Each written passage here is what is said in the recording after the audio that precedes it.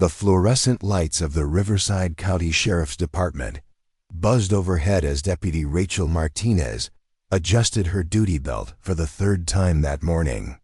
At 24, she carried herself with the quiet confidence that came from knowing exactly who she was, even when everyone around her seemed determined to remind her of who they thought she should be. Before we jump back in, tell us where you're tuning in from, and if this story touches you, make sure you're subscribed because tomorrow I've saved something extra special for you. Rachel had joined the department 6 months ago, fresh from the academy with top marks in every category that mattered. Marksmanship, physical fitness, constitutional law, de-escalation techniques. She'd excelled at them all.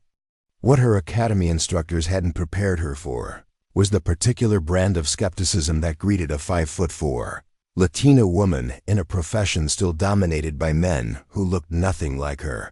Her uniform fit perfectly, tailored to her petite frame, but she'd learned to layer strategically. The long-sleeved shirt beneath her short-sleeved uniform top wasn't just for the air conditioning.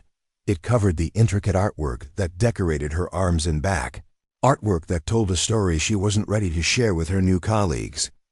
Morning briefing room filled with the usual suspects, veteran deputies nursing coffee and complaints about overtime, sergeants reviewing case files, and the handful of newer officers like herself, trying to look like they belonged. Rachel slipped into a seat near the back, her notebook open and pen ready. She'd learned that being prepared was one way to earn respect, even if it came slowly. Sergeant William Hayes stood at the front of the room, a 20-year veteran whose weathered face spoke of countless late nights and difficult calls. He commanded respect through competence rather than intimidation, and Rachel had quickly identified him as someone worth watching and learning from. "All right, listen up," Hayes began, his voice cutting through the morning chatter. "We've got a situation developing at the Westfield Shopping Center. Management's been dealing with increased theft, and they've requested additional patrols during peak hours." Rachel's pen moved across her notepad as she recorded the details. The Westfield assignment was considered routine, visible presence, community engagement, the kind of work that kept crime statistics down and citizen complaints to a minimum.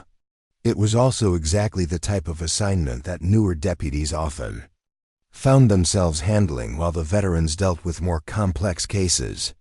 "Martinez," Hayes called out, and Rachel looked up from her notes. "You'll be taking the afternoon shift at Westfield. Partner with Deputy Collins. He knows the layout and the key personnel." Deputy Jason Collins was a 4-year veteran who'd been civil but distant since Rachel's arrival. He nodded in her direction, his expression neutral but not unfriendly.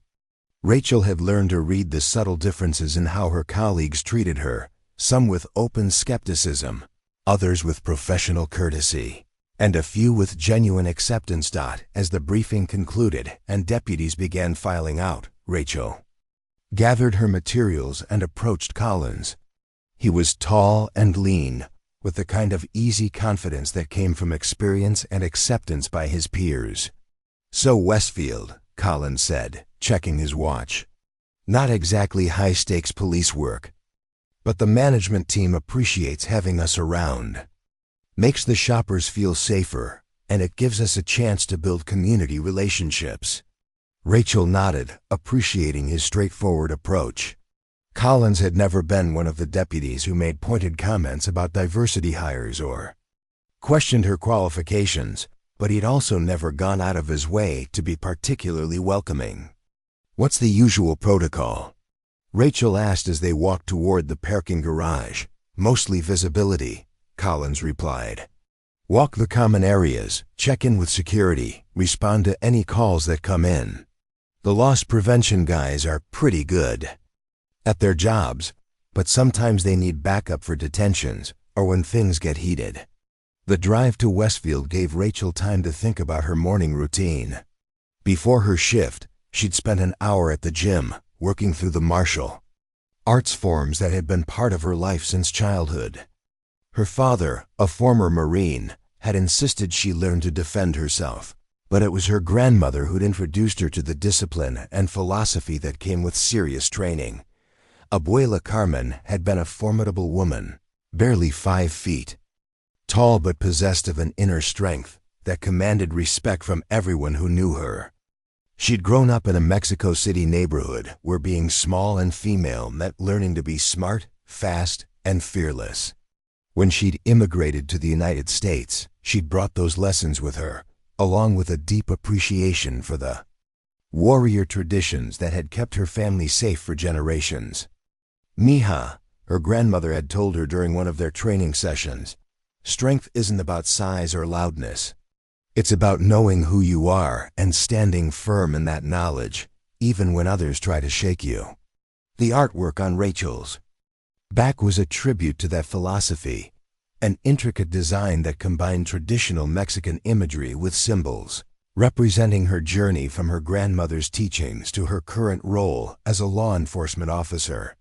The centerpiece was a representation of Itzamna, the Mayan creator deity, surrounded by symbols of justice, protection, and ancestral wisdom. It was beautiful, meaningful, and completely hidden beneath her uniform. Rachel had made the decision to keep her tattoos covered not out of shame, but out of strategy. She'd seen how quickly assumptions could be made about young officers, particularly those who didn't fit the traditional mold. Her ink told the story of her heritage, her values, and her commitment to service, but she'd learned that some stories were better revealed on her own terms. Westfield Shopping Center buzzed with typical weekday activity as Rachel and Collins made their first patrol. The mall was a sprawling complex of department stores, specialty shops, and restaurants, with wide corridors that made surveillance relatively easy. Rachel observed the flow of foot traffic, noting the locations of security cameras, exit points, and areas where problems might develop. "There's something you should know about working retail security calls," Collins said as they walked past a group of teenagers clustered around the food court. "People get weird about shopping. They'll lie, cheat, and steal over things they don't even need, and then act like you're violating their constitutional rights when they get caught." Rachel nodded, though she'd already learned that lesson during her previous assignments. People often behaved differently when they thought they were anonymous or when they felt entitled to something they wanted. Their first call came within an hour, a shoplifting incident at one of the anchor stores. The loss prevention officer, a middle-aged man named Kevin Walsh, met them at the security office with a detained suspect and a folder full of documentation. "Caught her stuffing makeup into her purse," Walsh explained, gesturing toward a young woman who sat in a chair looking defiant and embarrassed in equal measure. "She's claiming it was an accident, but the cameras show otherwise." Rachel reviewed the paperwork while Collins spoke with the suspect. The woman was 19, a college student who'd made a poor decision that was about to have serious consequences. The stolen items totaled less than $50, but the store's policy was clear about prosecuting all theft cases. "I was just going to pay for it," the woman insisted, tears starting to form in her eyes. "I put it in my purse because I was carrying too much stuff, and I forgot it was there." Collins handled the interview with professional competence, neither harsh nor sympathetic, simply gathering the facts necessary to complete the report. Rachel observed his technique, noting how he maintained control of the conversation while giving the suspect opportunities to explain herself. The incident was resolved within an hour. The woman was cited and released, the merchandise was returned, and the paperwork was completed. It was routine police work, the kind of call that made up the majority of their daily responsibilities. "You did good back there," Collins said as they returned to patrol. "You let me take the lead, but you were paying attention to everything. That's smart. Watch and learn before you start making moves." Rachel appreciated the feedback, even though she'd handled dozens of similar calls during her previous assignments. Collins didn't know about her training record or her experience with high-stress situations, and she wasn't inclined to volunteer the information unless it became necessary. As they continued their patrol, Rachel noticed the dynamics of the mall's social ecosystem. Groups of teenagers testing boundaries, parents managing children while juggling shopping bags, elderly couples moving slowly through the crowds, and the occasional individual who seemed to be watching rather than shopping. "See that guy by the jewelry store?" Collins asked quietly, nodding toward a man in his 30s who'd been standing in the same spot for several minutes. "He's been there since we started this circuit. Could be waiting for someone, could be chasing the place." Rachel had already noticed the man, along with two others whose behavior had caught her attention. Her training had taught her to read body language and identify potential threats, skills that served her well in both law enforcement and life in general. "Want to make contact?" she asked. Collins shook his head. "Not yet. Let's complete another circuit and see if he's still there. If he is, we'll approach and see what he's up to." The afternoon progressed with typical mall patrol activities, checking in with store managers, providing directions to confused shoppers, and maintaining a visible presence that deterred potential problems. Rachel found herself settling into the rhythm of community policing, the kind of work that built relationships and prevented crime through engagement rather than enforcement. But beneath the routine, she sensed something else, a tension that had nothing to do with shoplifters or suspicious individuals. It was the same feeling she'd experienced throughout her career, a sense that she was being evaluated and judged by standards that went beyond her competence and professionalism. The feeling intensified when they encountered a group of off-duty deputies near the food court. Rachel recognized them as veterans from her department, though she'd had limited interaction with most of them. They were loud, confident, and clearly comfortable in their environment, the kind of officers who commanded respect through presence and experience. "Collins," one of them called out, a sergeant named Derek Morrison who'd been with the department for 15 years. "How's your babysitting duty treating you?" Collins laughed, but Rachel caught the slight tightening around his eyes. "Just keeping the peace, Morrison. You know how it is."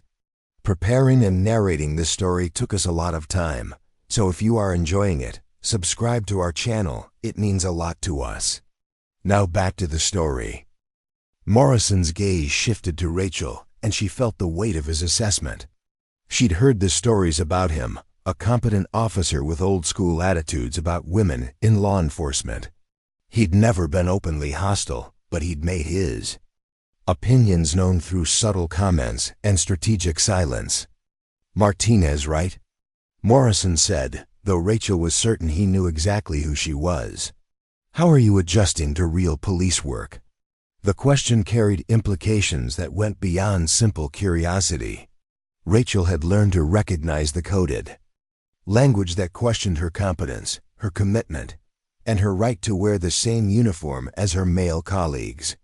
"Learning something new every day," Rachel replied evenly, meeting his gaze directly. "The community seems to appreciate having us here." Morrison nodded slowly, his expression suggesting he was filing away her response for future reference. "That's good to hear. Community policing is important work, different from some of the other assignments you might find yourself handling."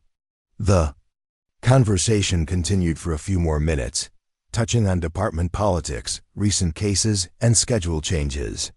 Rachel participated when addressed directly, but mostly observed, noting the dynamics between the officers and the subtle ways they established hierarchy and belonging. When they finally moved on, Collins was quiet for several minutes. Rachel sensed he was processing something, perhaps evaluating his own position in the complex social structure of their department. "Morrison's not a bad guy," Collins finally said. "He just has strong opinions about how things should be done." Rachel nodded, understanding that Collins was trying to navigate between professional courtesy and personal integrity. She'd seen similar situations throughout her career, good officers who wanted to be fair but weren't sure how to challenge the status quo without risking their own standing. As their shift at Westfield came to an end, Rachel reflected on the layers of complexity that defined her daily experience. On the surface, she was a competent deputy performing routine duties and building community relationships. Beneath that, she was a woman proving herself in a male-dominated profession, constantly aware of how her actions would be interpreted and judged. But deeper still, hidden beneath her carefully maintained professional exterior, was the warrior her grandmother had trained her to be. The discipline, the philosophy, the skills that had been honed through years of dedicated practice, all of it concealed beneath a uniform that represented just one facet of who she truly was. The artwork on her back told that story in symbols and imagery that connected her to generations of strong women who'd faced adversity with courage and determination. It was a reminder of her heritage, her values, and her commitment to protecting others, even when they might not understand or appreciate the depth of her dedication. As Rachel and Collins completed their final patrol of the day, she couldn't shake the feeling that her carefully constructed balance between revelation and concealment was about to be tested in ways she hadn't anticipated. The looks, the comments, the subtle challenges, they all pointed toward a reckoning that would force her to decide how much of herself she was willing to reveal to earn the respect she'd already earned through her actions. The fluorescent lights of the mall cast long shadows as they walked back to their patrol car, and Rachel found herself thinking about her grandmother's words. Strength isn't about size or loudness. It's about knowing who you are and standing firm in that knowledge, even when others try to shake you. Soon, she suspected that knowledge would be put to the ultimate test. The weeks following Rachel's introduction to Mall Patrol established a rhythm that felt both familiar and frustrating. Each morning brought the same routine: arrive early, review case files, attend briefing, and navigate the subtle currents of departmental politics that seemed to shift daily based on who was in favor and who was being tested. Deputy Marcus Thompson had joined the force 2 weeks after Rachel, but his integration seemed remarkably smoother. At 6'2", with a background in college football, Thompson possessed the physical presence that many of their colleagues expected from law enforcement. Rachel watched him settle into the department culture with an ease she envied, his jokes landing well in the locker room and his opinions carrying weight during informal discussions. "Martinez, you're with Patterson today," Sergeant Hayes announced during Thursday morning's briefing. "Domestic violence calls in the East Side District." Rachel felt the familiar flutter of anticipation mixed with apprehension. Deputy Linda Patterson was a 12-year veteran known for her expertise in handling sensitive cases involving family violence. Working with Patterson was considered valuable training, but Rachel had heard whispers about the veteran's particular standards for partners. Patterson waited by the equipment lockers, checking her duty gear with methodical precision. She was a compact woman with steel gray hair and eyes that seemed to catalog everything around her. Her reputation for competence was matched only by her reputation for having little patience with officers who couldn't meet her expectations. "You ready for some real police work?" Patterson asked without preamble. "Domestic calls aren't mall security. People are scared, angry, and unpredictable. You need to be sharp every second." "Understood," Rachel replied, double-checking her own equipment. She'd responded to domestic violence calls during her previous assignments, but she sensed that Patterson was testing her knowledge and attitude rather than simply providing information. First call came within an hour, a noise complaint that had escalated into a welfare check. The apartment complex was typical of the East Side District: older buildings, with thin walls where neighbor disputes were common and privacy was a luxury few could afford. Rachel followed Patterson up 2 flights of stairs, noting the deputy's positioning and the way she kept her hand near her radio. The sounds of an argument filtered through the door of apartment 3B, angry voices overlapping in a pattern that suggested alcohol and frustration rather than immediate physical danger. Patterson knocked firmly, her voice carrying the authority of someone accustomed to being obeyed. "Sheriff's Department. We need to speak with you." The arguing stopped abruptly, replaced by whispered conversation and the sound of furniture being moved. Rachel positioned herself to the side of the door, following Patterson's lead while maintaining awareness of their surroundings. When the door finally opened, it revealed a woman in her 30s with disheveled hair and defensive body language. Behind her, a man roughly the same age tried to look casual while clearly attempting to hide evidence of whatever had been happening.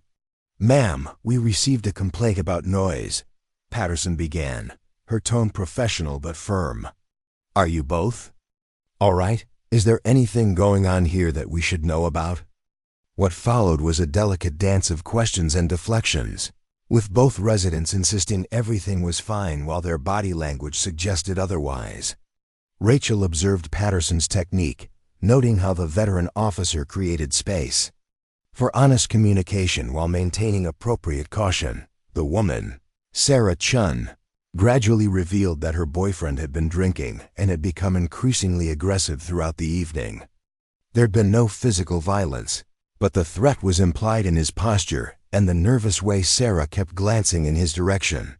"Look, officers," the boyfriend Michael Reed interrupted with forced joviality, "this is just a misunderstanding. Sarah gets dramatic when she's been drinking. You know how women can be." Rachel felt the familiar tension that accompanied casual sexism, the way certain men assumed she would naturally understand and accept their dismissive attitudes toward women. Patterson's expression didn't change, but Rachel caught the slight tightening around her eyes. "Mr. Reed," Patterson said evenly, "why don't you step outside with me while my partner speaks with Miss Chun? We just want to make sure everyone's safe and that there won't be any more disturbances tonight."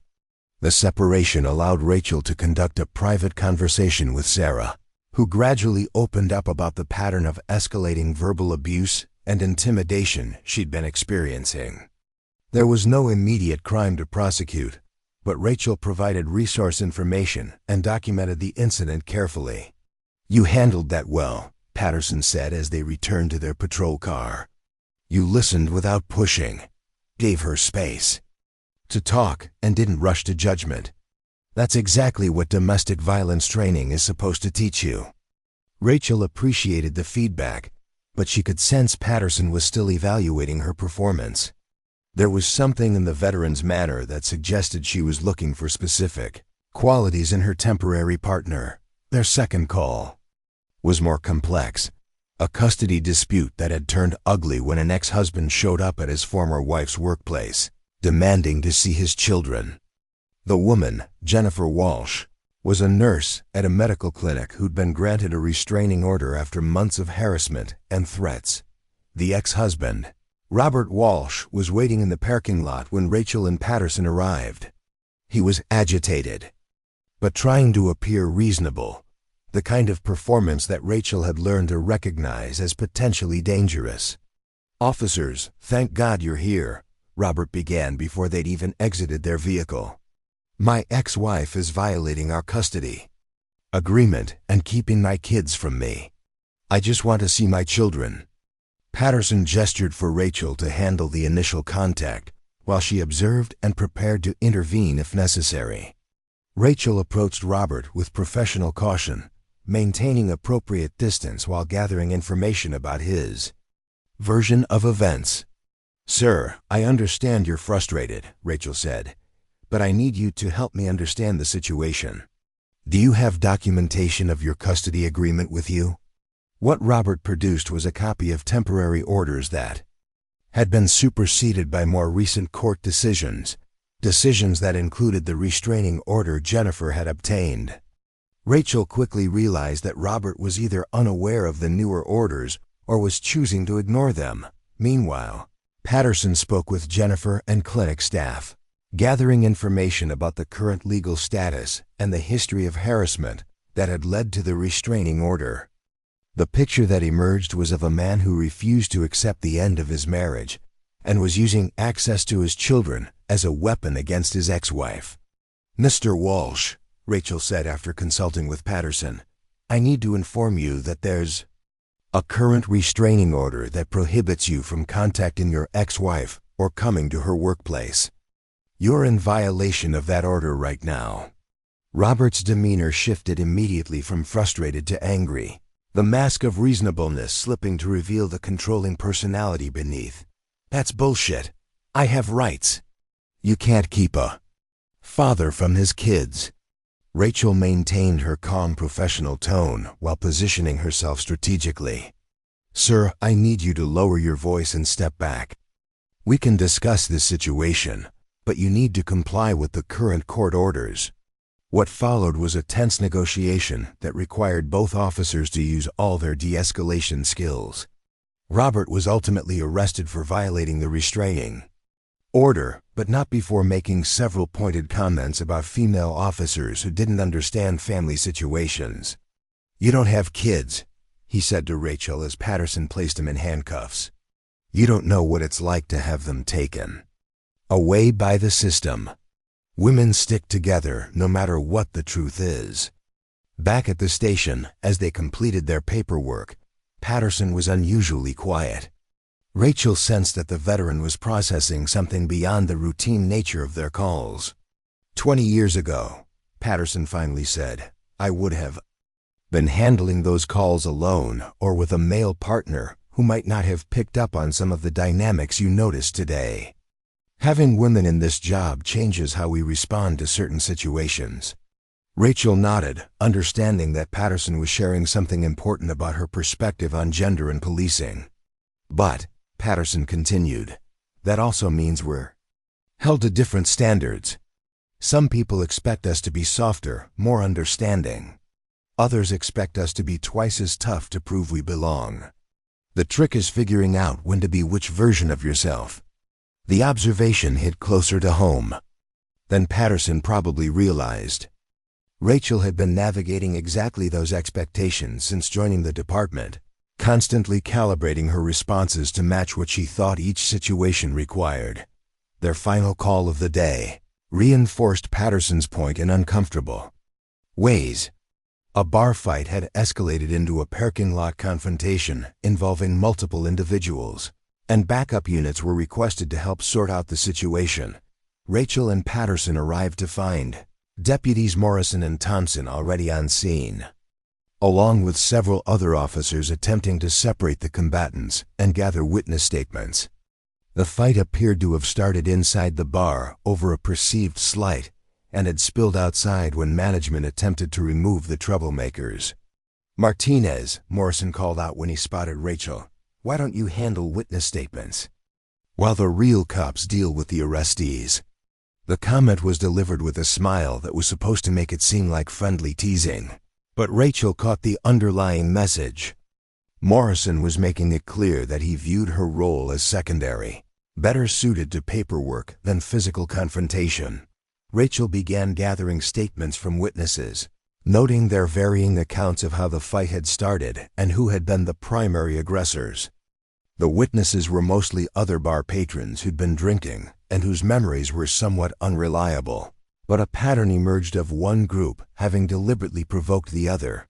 Meanwhile, she watched as Thompson took the lead on interviewing the main suspects, his size and demeanor commanding immediate respect from the intoxicated men who'd been fighting. Morrison supervised Thompson's work with obvious approval, offering suggestions and praise for his technique. "See how Thompson handles that," Morrison said loudly enough for everyone to hear. "That's how you establish control with subjects who might not want to cooperate. Sometimes you need physical presence to back up your authority." Rachel continued her work with the witnesses, aware that her competence in this less dramatic role was being noted, but not particularly valued.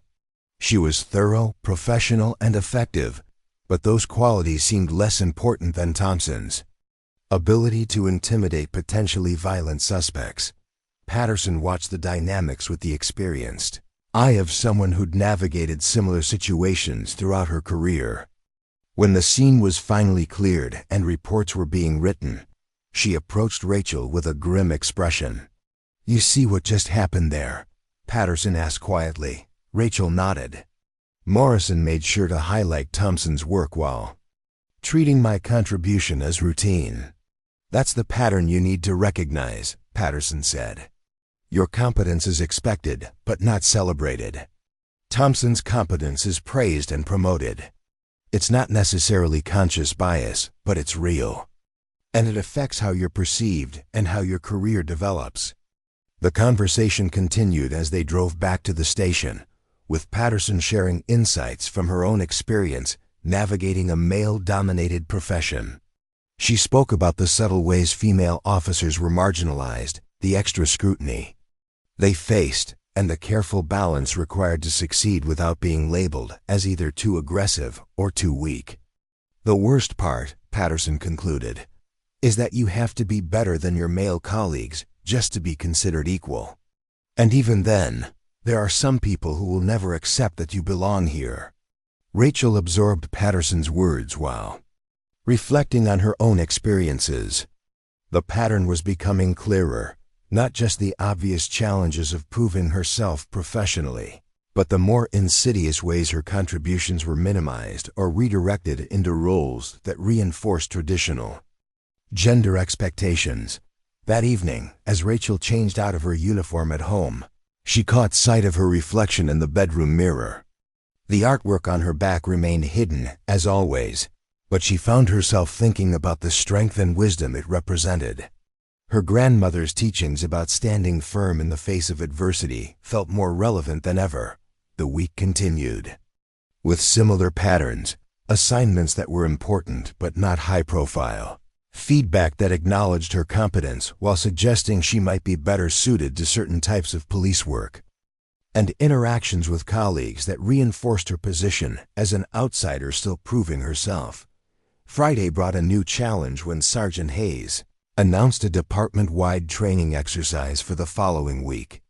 All deputies would participate in scenario-based training designed to test their judgment, tactics, and ability to work as a team under pressure. "This is your chance to show what you're made of," Thompson said to Rachel after the briefing. "Training exercises are where you can really prove yourself." Rachel appreciated Thompson's encouragement, even though she sensed he didn't fully understand the different standards she was being held to. For him, the training would be an opportunity to demonstrate skills that were already assumed to exist. For her, it would be another test of whether she deserved to wear the same uniform as her male colleagues. As the week ended, Rachel found herself thinking about the careful balance she'd been maintaining between revealing her capabilities and managing expectations. The pattern of subtle discrimination was wearing on her, creating a constant undercurrent of stress that made even routine assignments feel like evaluations.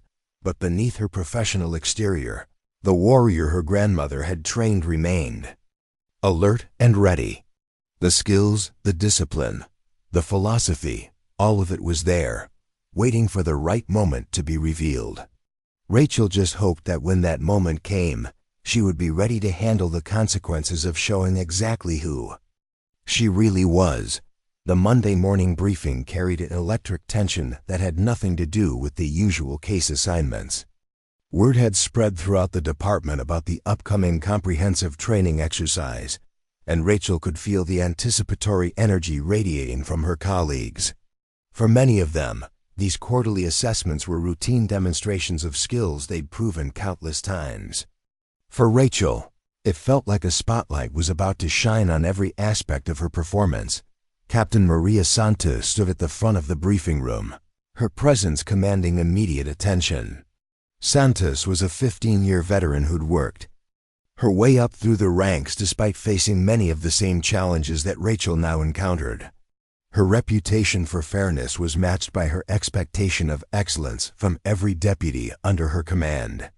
"The training exercise begins Wednesday," Santos announced, her voice carrying across the room. "You'll be evaluated on tactical response, decision-making under pressure, firearms proficiency, and teamwork. This isn't just about individual performance. It's about how well you function as part of this department." Rachel noticed how several deputies automatically straightened in their chairs, the kind of unconscious response that came from military or academy training. She found herself doing the same, her body remembering the countless hours of preparation that had brought her to this moment. Scenarios will include active shooter response, high-risk traffic stops, domestic violence intervention, and crowd control, Santos continued. You'll be working with different partners throughout the exercise, so adaptability will be crucial. The random partner assignments meant Rachel couldn't rely on building rapport with familiar colleagues. She'd be working with deputies who might question her capabilities or, worse, who might deliberately undermine her performance to prove their own points about women in law enforcement. After the briefing, Rachel found herself in the equipment room checking her gear when Deputy James Sullivan approached. Sullivan was a 6-year veteran with a reputation for being politically astute. He seemed to have always known which way the departmental winds were blowing and positioned himself accordingly. Nervous about the exercise? Sullivan asked, though. His tone suggested he was fishing for information rather than offering support. Just making sure everything's ready, Rachel replied, focusing on her equipment checklist. Smart approach, Sullivan said. These evaluations can really make or break how you're perceived around here. Morrison's been talking about how important it is to identify deputies who might not be cut out for certain assignments. The comment was delivered casually, but Rachel understood the subtext. Morrison had been laying groundwork to justify any poor evaluation she might receive, creating a narrative that her potential failure was predictable rather than the result of unfair treatment.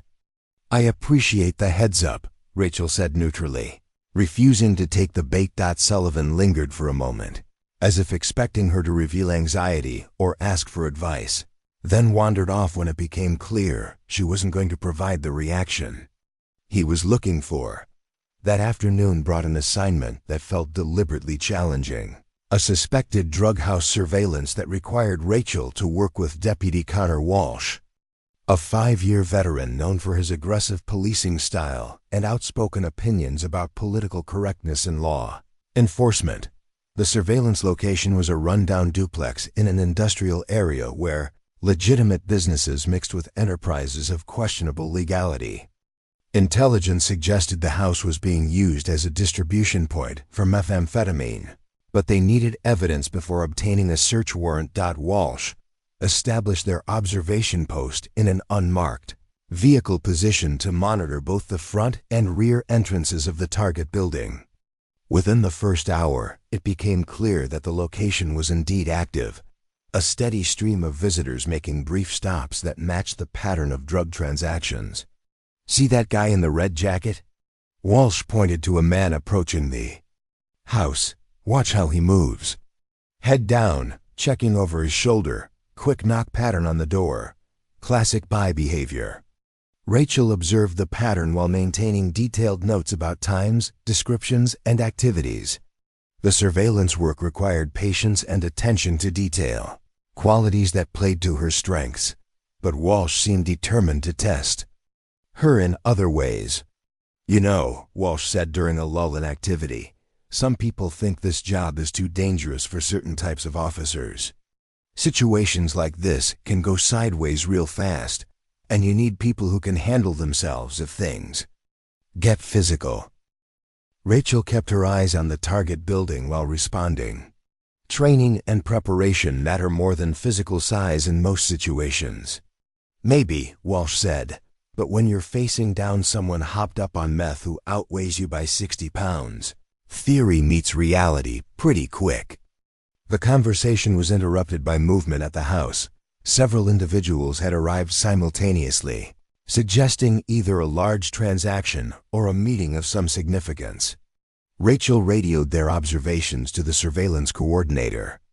While Walsh prepared to photograph the activity, what happened next tested both their professionalism and their partnership. One of the individuals leaving the house spotted their vehicle and began walking directly toward them, his body language suggesting he was armed and agitated. "We're blown," Walsh said, his hand moving toward his weapon. "Guy's coming right at us." Rachel assessed the situation quickly. The approaching man was alone, they had backup available, and their position offered tactical advantages if the situation escalated. Her training kicked in, the calm focus that came from years of preparation for exactly these moments. "Let him come," Rachel said. "If he's armed, he won't draw in the open. If he's not, this is just intimidation." Walsh looked at her skeptically, but followed her lead as the man approached their vehicle. Rachel lowered her window partially, maintaining control of the interaction while keeping options open for rapid response. "You lost?" the man asked, his tone deliberately casual, but his eyes scanning the interior of their car. "Just waiting for a friend," Rachel replied with the same casual tone. "Nice neighborhood." The verbal chess match continued for several minutes, with both sides probing for information while maintaining the pretense of innocent conversation. Rachel's calm demeanor and strategic responses gradually diffused the tension, and the man eventually returned to the house without forcing a confrontation. "That was well handled," Walsh admitted grudgingly as they relocated to a different observation point. "Most people would have either escalated or backed down. You found the middle ground." Rachel appreciated the acknowledgement, though she sensed Walsh was surprised by her competence rather than simply impressed by it. The successful handling of a potentially dangerous situation should have been routine for any trained deputy, but Walsh's reaction suggested he'd had lower expectations. The week progressed with increasing intensity as the training exercise approached. Rachel found herself assigned to increasingly challenging shifts and partnered with deputies who seemed specifically chosen to test her abilities and resolve. Thursday brought a domestic violence call that quickly spiraled into a barricaded suspect situation.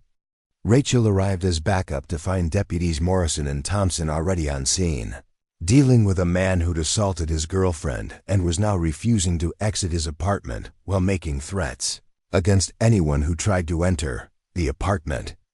Building had been evacuated, and a perimeter was established while negotiators attempted to convince the suspect to surrender peacefully. Rachel was assigned to crowd control, managing the displaced residents and curious onlookers who gathered despite police attempts to keep them at a safe distance. "Martinez," Morrison called out, "keep those people back behind the tape. We don't need civilians getting hurt if this goes bad." The assignment was important but clearly secondary to the tactical response being coordinated by the male deputies. Rachel managed the crowd professionally, providing information to worried residents while maintaining security, but she could see Morrison making pointed comments to other officers about deployment decisions and personnel utilization. The situation was resolved after 3 hours when the suspect finally surrendered without violence. As the scene was being secured, Rachel overheard Morrison talking to Sergeant Hayes about the incident. "Good thing we had experienced officers handling the tactical side," Morrison said. "Situations like this require officers who can make split-second decisions under pressure. Not everyone is cut out for that kind of responsibility." The comment was technically about the incident, but Rachel understood it was really about her. Morrison was creating a narrative that would justify excluding her from high-stakes assignments, regardless of her actual capabilities or training. Friday morning brought news that would test everyone's limits. A series of armed robberies had been targeting convenience stores throughout the county, and intelligence suggested the perpetrators were planning to escalate their activities. All off-duty personnel were being called in, and regular patrol assignments were being modified to address the threat. Rachel found herself assigned to a high-crime area with Deputy Kevin Chen, a relatively new officer who joined the department just 6 months before her. Chen was competent but still learning, which meant Rachel would effectively be the senior officer despite her own recent arrival. Their first call came within an hour, a convenience store robbery that had just occurred, with witnesses reporting that the suspects had fled on foot into a nearby residential area. Rachel and Chun were assigned to establish a perimeter while K9 units tracked the suspects. The chase led through a maze of backyards and alleyways in a neighborhood where police presence was often met with hostility. Rachel coordinated with other units while maintaining pursuit, her training and instincts guiding her through the tactical complexities of an urban manhunt. When they cornered one of the suspects in a dead-end alley, Rachel found herself in exactly the kind of high-pressure situation that Morrison claimed she wasn't suited for. The suspect was armed, desperate, and showing signs of being under the influence of drugs or alcohol. "Put the weapon down," Rachel commanded, her voice carrying the authority of someone completely in control of the situation. "There's nowhere to go. Let's end this safely." What followed was a tense standoff that required every de-escalation skill she'd learned. The suspect wavered between surrender and violence, his erratic behavior making the situation increasingly dangerous. Rachel maintained her position while coordinating with backup units, never losing her calm focus despite the potential for lethal force. Chun watched in amazement as Rachel managed the confrontation with professional competence that belied her newcomer status. When the suspect finally dropped his weapon and surrendered, Chun was the first to acknowledge her handling of the situation. "That was textbook," Chun said as they secured the suspect. "You never lost control, never escalated unnecessarily, but you were ready for anything." Rachel appreciated the feedback, but she was already thinking about how the incident would be reported and interpreted by the department hierarchy. She'd done everything right, but she knew that success would be attributed to backup support, training, or luck rather than her individual competence. The weekend before the training exercise brought an unexpected challenge when Rachel was assigned to work a special event, a county fair that required extensive crowd control and coordination between multiple law enforcement agencies. The assignment was prestigious, the kind of high-visibility duty that could enhance an officer's reputation, but it also came with intense scrutiny and potential for public incidents. Rachel found herself working alongside deputies from across the county, including several supervisors who would be evaluating personnel during the upcoming training. The fair drew thousands of visitors, creating a complex security environment that required constant vigilance and adaptive response. The day tested every aspect of her training. She handled lost children, broke up fights, managed traffic flow, and coordinated with event security on everything from medical emergencies to suspicious individuals. Her performance was flawless, but she noticed that other officers were receiving more recognition for similar work. As the fair wound down, Rachel overheard a conversation between two supervisors that crystallized her growing understanding of the challenges she faced. "Martinez seems competent enough," one supervisor said, "but I wonder how she handled really intense situations. Fair duty is one thing, but when bullets start flying, you need officers who won't hesitate." "Morrison has some concerns about the newer deputies," the other supervisor replied.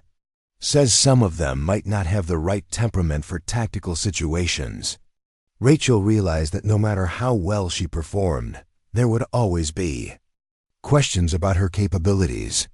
The pattern was clear: her successes would be minimized, while any potential weaknesses would be magnified and used to justify limitations on her career progression. That evening, as she prepared for the training exercise that would begin Monday, Rachel reflected on the mounting pressure she'd been facing. Every assignment had become a test, every interaction a potential evaluation, every decision subject to scrutiny that her male colleagues didn't seem to experience. The artwork on her back seemed to pulse with significance as she considered her options.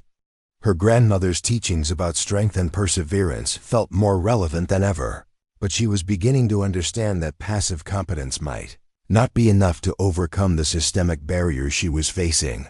The training exercise would be different. It would be public, evaluated, and impossible to dismiss or reinterpret.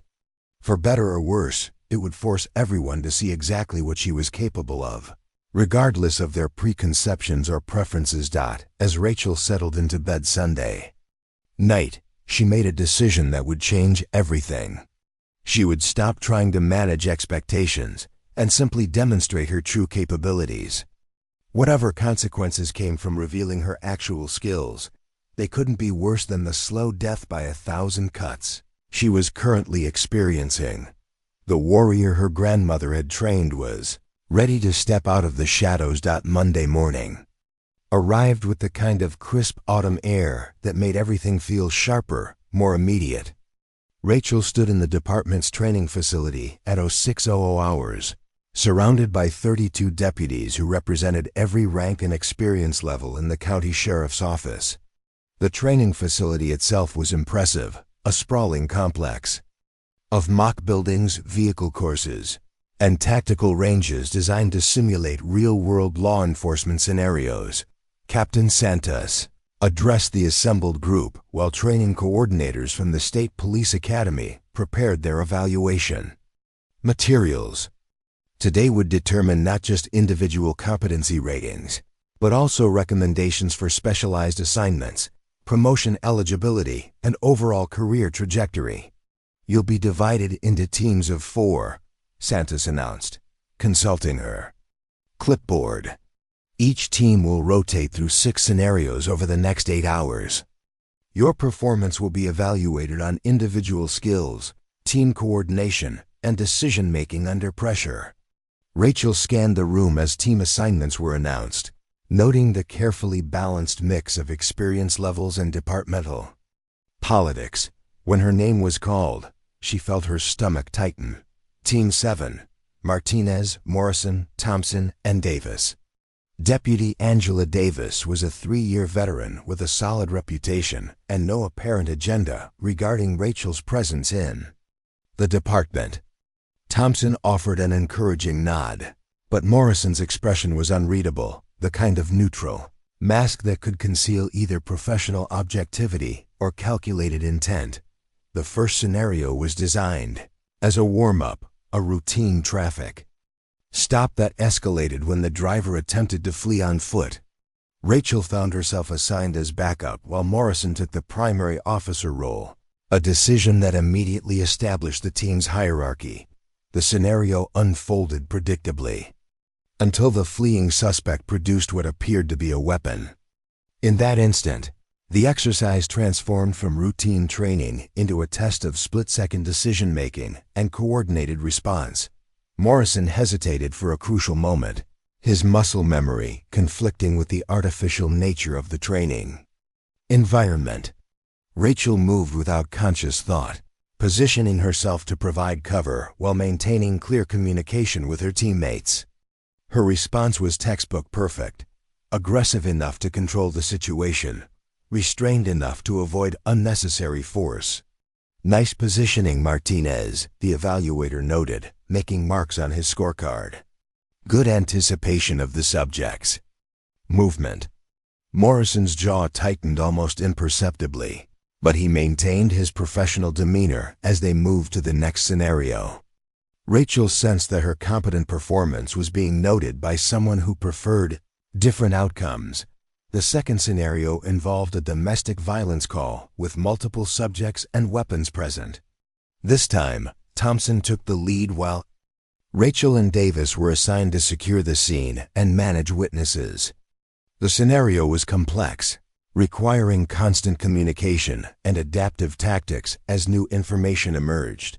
Rachel found herself naturally falling into the role of tactical coordinator, her training and instincts guiding the team's response even though she wasn't formally in charge.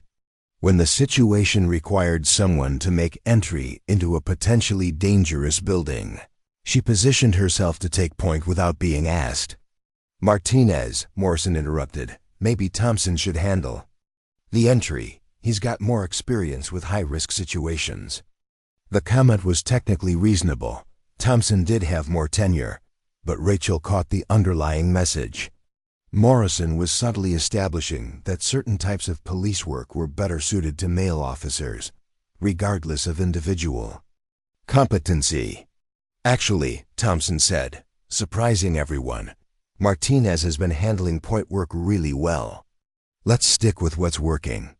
Rachel appreciated Thompson's support, but she could see Morrison filing away the interaction for future reference. The team completed the scenario successfully, with Rachel's tactical leadership earning praise from the evaluators. The third scenario was where things began to shift in dangerous directions. The exercise involved an active shooter situation in a school building requiring rapid response, precise communication, and coordinated tactical movement. These scenarios were always emotionally intense for law enforcement officers, tapping into every parent's worst nightmare and every officer's commitment to protecting innocent lives. Rachel's team was assigned to secure the south wing of the mock school building while coordinating with other teams to locate and neutralize the threat. The scenario required them to move through multiple rooms while protecting simulated civilians and maintaining tactical formation. Morrison took tactical command, which was appropriate given his seniority, but his leadership style created immediate friction. Instead of leveraging each team member's strengths, he seemed determined to prove his own dominance while minimizing others' contributions. "Davis, you're on rear security," Morrison directed. "Thompson, take points. Martinez, stay behind Thompson and handle communications." The assignments relegated Rachel to a support role, despite her demonstrated tactical competence in previous scenarios. More problematically, Morrison's formation ignored basic tactical principles about positioning and mutual support. As they moved through the building, Rachel noticed flaws in Morrison's approach that could have been dangerous in a real situation. His positioning exposed the team to potential crossfire, and his communication was inconsistent, leaving team members uncertain about their roles and responsibilities. When they encountered the simulated shooter, Morrison's tactical errors became critical. He failed to establish proper fields of fire, positioned team members where they could accidentally harm each other, and delayed engagement while trying to micromanage everyone's actions. Rachel found herself facing an impossible choice: follow orders that violated her training and potentially compromise the mission, or take initiative that would directly challenge Morrison's authority in front of evaluators. The decision was made for her when the scenario took an unexpected turn.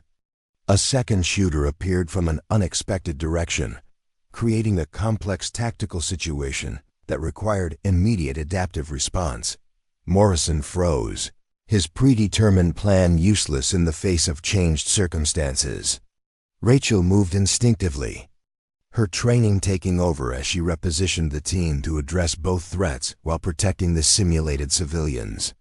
"Martinez, maintain your position," Morrison commanded, but Rachel was already executing a tactical response that would save lives in a real situation. Her movement drew fire from both simulated shooters, creating the opportunity for Thompson and Davis to engage from protected positions. The scenario concluded with both threats neutralized and all civilians safe, but the team dynamics had shifted fundamentally. "Excellent adaptive response," the lead evaluator told the team. When the situation changed, someone took initiative to modify tactics appropriately. That's exactly the kind of decision-making we want to see. Morrison's face was flushed with anger and embarrassment.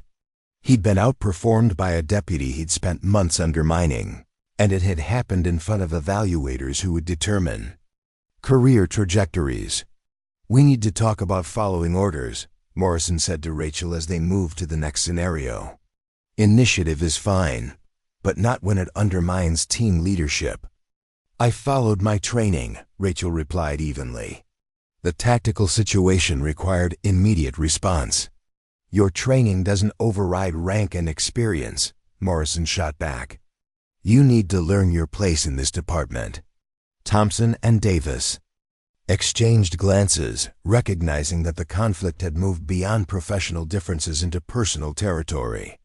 The remaining scenarios would test more than tactical competence.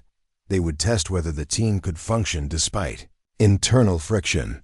The fourth scenario involved a high-risk warrant service at a suspected meth lab, complete with chemical hazards, potential explosives, and multiple suspects. Morrison assigned himself as team leader again, but his approach was noticeably more aggressive.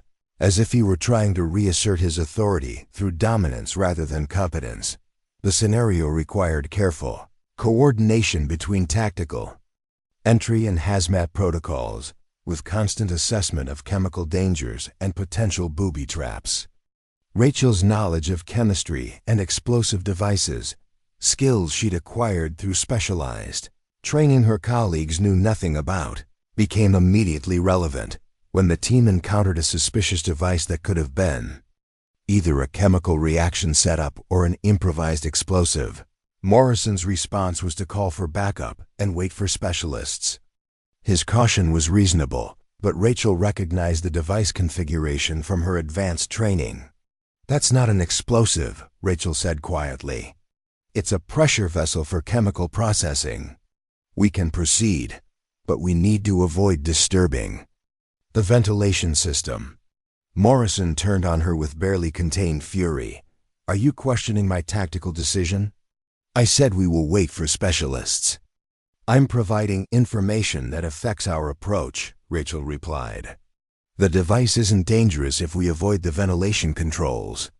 The evaluators were watching the exchange with interest, noting both the technical discussion and the interpersonal dynamics. Morrison's anger was becoming obvious, potentially affecting his own evaluation scores. "Martinez," Morrison said through gritted teeth, "you're out of line. Follow orders or face disciplinary action." The threat was serious. Insubordination charges could end Rachel's career before it truly began. But she also knew that her assessment was correct, and that Morrison's excessive caution was creating unnecessary delays that would be noted by EVALUA. TORS. Thompson stepped into the tension. "Maybe we should hear Martinez out. If she's got information that helps us complete the mission safely, that seems worth considering."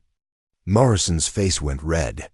"She's a rookie who thinks she knows more than experienced officers. This is exactly why some people don't belong in tactical situations." The comment crossed a line that everyone recognized. Morrison had moved from professional disagreement to personal attack, and his motivations were becoming clear to anyone paying attention. "Sergeant Morrison," one of the evaluators interrupted, "let's focus on completing the scenario. We can discuss team dynamics during the debrief." The remainder of the scenario played out with obvious tension, but Rachel's technical knowledge proved accurate. The team completed their objectives efficiently, though Morrison made sure to take credit for all successful decisions, while subtly blaming others for any complications. The fifth scenario was crowd control during a riot simulation, requiring teams to coordinate with multiple agencies while protecting property and ensuring public safety. The exercise took place in a mock downtown area, with professional actors playing increasingly agitated protesters. Morrison's approach to crowd control reflected his general leadership style: aggressive, confrontational, and focused on establishing dominance rather than de-escalating tension. Rachel watched him interact with the simulated protesters and recognized tactics that would likely escalate rather than resolve conflict. When the scenario required someone to negotiate with protest leaders, Morrison assigned himself to the role despite having no specialized training in crisis negotiation. His approach was to issue ultimatums and threats, tactics that quickly increased tensions and moved the situation toward violence. Rachel found herself in the impossible position of watching tactics that violated everything she'd learned about crowd psychology and conflict resolution. When Morrison's approach triggered a simulated riot, she had to choose between allowing the scenario to fail or intervening to prevent escalation. "Morrison," she said urgently, "the crowd's responding to aggressive posturing. We need to change our approach before this gets out of control." "I don't need tactical advice from someone who's never handled a real riot," Morrison snapped. "Stay in your lane." But the scenario was already spiraling out of control, with simulated violence erupting across the mock downtown area. The evaluators were watching carefully as Morrison's tactics proved counterproductive, and the situation deteriorated rapidly. Rachel made a decision that would define the rest of her career. Instead of following orders that were clearly failing, she moved to implement crowd control tactics that she'd learned through specialized training Morrison knew nothing about. Her intervention required her to take command of the situation directly, countermanding Morrison's orders while demonstrating competence he couldn't match. She repositioned team members to create buffer zones, modified communication approaches to reduce tension, and coordinated with other teams to prevent the situation from spreading. The scenario concluded successfully, but only because Rachel had essentially replaced Morrison as tactical commander. The evaluators noted everything, their expressions suggesting they understood exactly what had happened and why. Morrison was beyond angry now. He was humiliated and looking for ways to reassert his authority, regardless of professional consequences. As they moved toward the final scenario, Rachel realized that her competent performance had created an enemy who would stop at nothing to undermine her career. The final scenario would determine whether her skills were enough to overcome the political realities of challenging someone with rank and influence. But more importantly, it would test whether she was willing to fully reveal the warrior her grandmother had trained her to be. Regardless of the personal costs, the point of no return had been reached. Everything that happened next would depend on Rachel's willingness to stop hiding who she really was. The final scenario area was unlike anything the training facility had presented before. A complex multi-building compound designed to simulate a terrorist cell hideout, complete with booby traps, multiple hostile subjects, and civilian hostages. This wasn't routine police work. It was the kind of high-stakes tactical operation usually reserved for SWAT teams and federal agencies. Captain Santos addressed all teams before the exercise began. This scenario will test everything you've learned about tactical coordination, threat assessment, and rapid decision-making. You'll be dealing with multiple unknowns, time pressure, and the highest stakes we can simulate. Remember, in a real situation like this, hesitation kills. Rachel studied the compound layout while Morrison gathered their team for final instructions. She could see tactical challenges that would require expertise, beyond routine patrol work, sightlines that favored defenders, choke points that could become death traps, and structural features that suggested the presence of sophisticated defensive measures. "All right," Morrison began, his voice carrying the strain of a man trying to reassert authority after a day of being outperformed. "This is a complex scenario, and we need to stick to proven tactics. No freelancing, no heroics, just solid police work." His eyes fixed on Rachel with unmistakable hostility. "Martinez, you'll handle rear security and communications. Davis, you're on my left flank. Thompson, take point until we make entry." The assignments were tactically unsound, and everyone on the team knew it. Morrison was essentially benching Rachel despite her demonstrated competence throughout the day, while positioning himself in roles that would maximize his visibility to evaluators. "Sergeant," Rachel said carefully, "the compound layout suggests we might need more flexible positioning. If we encounter multiple threats or hostage situations, we should be prepared to adapt quickly." Morrison's jaw clenched. "I've been doing this job since before you graduated high school. I think I can handle tactical planning without input from someone who's been on the force for 6 months. The other evaluators had joined Captain Santos to observe this final scenario, creating an audience of senior department officials who would influence career decisions for years to come. Rachel realized that Morrison was playing to this audience, trying to establish his dominance while undermining her credibility. The scenario began with a bang, literally.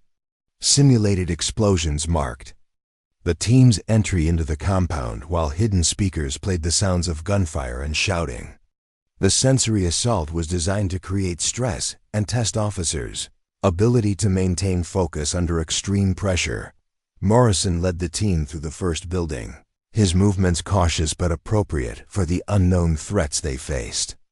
Rachel followed his positioning orders while mentally cataloging tactical alternatives that might become necessary as the situation developed.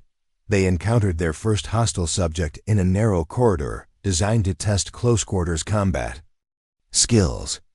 The simulated terrorist was armed and positioned to maximize defensive advantage, requiring precise coordination to neutralize without exposing the team to unnecessary risk.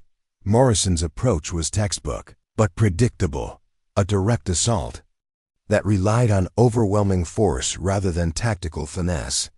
It worked, but Rachel could see how the same situation might be handled more efficiently with different positioning and timing. The second building presented a more complex challenge. Multiple hostiles and civilian hostages distributed throughout several rooms. Intelligence suggested that the hostages were being held in different locations, requiring the team to split up while maintaining coordination and communication. "Thompson, take the west corridor," Morrison ordered. "Davis, secure the stairwell. Martinez, maintain position here and coordinate radio traffic." The assignments left Rachel in a static position while the other team members engaged with the scenario's primary challenges.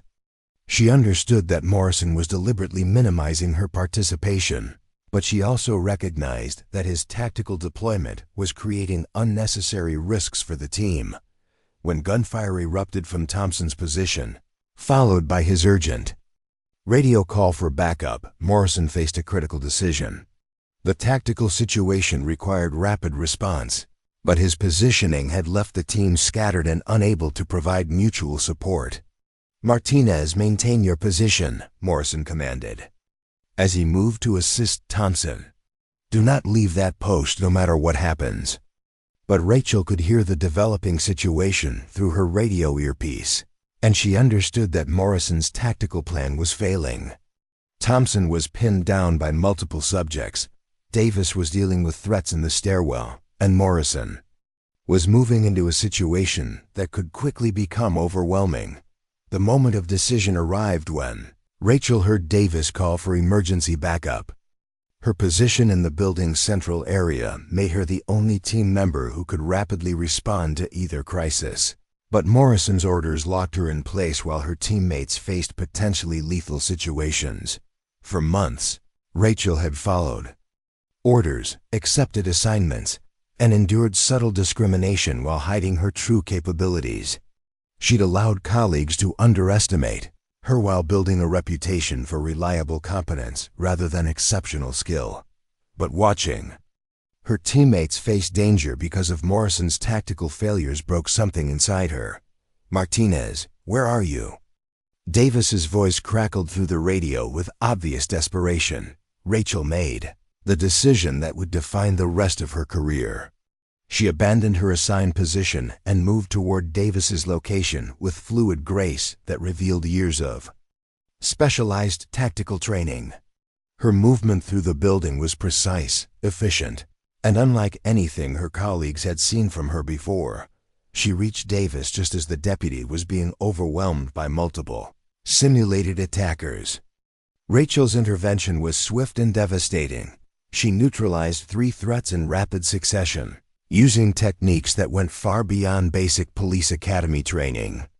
"Jesus Christ, Martinez," Davis gasped as the immediate danger passed. "Where did you learn to move like that?" But Rachel was already coordinating the team's response to Thompson's situation. Her radio communication was crisp and professional as she positioned Davis to provide overwatch while she moved to assist Thompson and Morrison. The West Corridor had become a tactical nightmare, with Thompson pinned behind inadequate cover while Morrison attempted a frontal assault that exposed him to crossfire from multiple positions. Rachel assessed the situation instantly, her training allowing her to identify solutions that hadn't occurred to her teammates.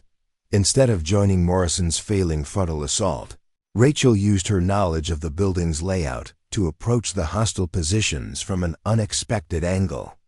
Her movement was silent, precise, and tactically sophisticated in ways that revealed extensive specialized training. The hostile subjects were focused on Thompson and Morrison, leaving them vulnerable to Rachel's flanking maneuver. She neutralized 2 threats before they realized she was there, then used their positions to eliminate the remaining hostiles with efficiency that bordered on artistic. "Targets down," Rachel reported calmly, her voice showing none of the adrenaline that should have been coursing through her system. "Area secure." Morrison emerged from cover looking stunned and angry in equal measure. He'd been saved by the deputy. He'd spent months undermining, and his tactical failures had been exposed in front of the department's senior leadership. "Martinez," Morrison began, his voice tight with barely controlled rage, "you directly violated my orders. That's insubordination. And I'm going to make sure there are consequences." Before Rachel could respond, Thompson's voice cut through the tension. "Sergeant, with respect, Martinez just saved our asses. If she'd followed orders, Davis and I would probably be simulated casualties right now. The evaluation team had been watching everything through building cameras and direct observation."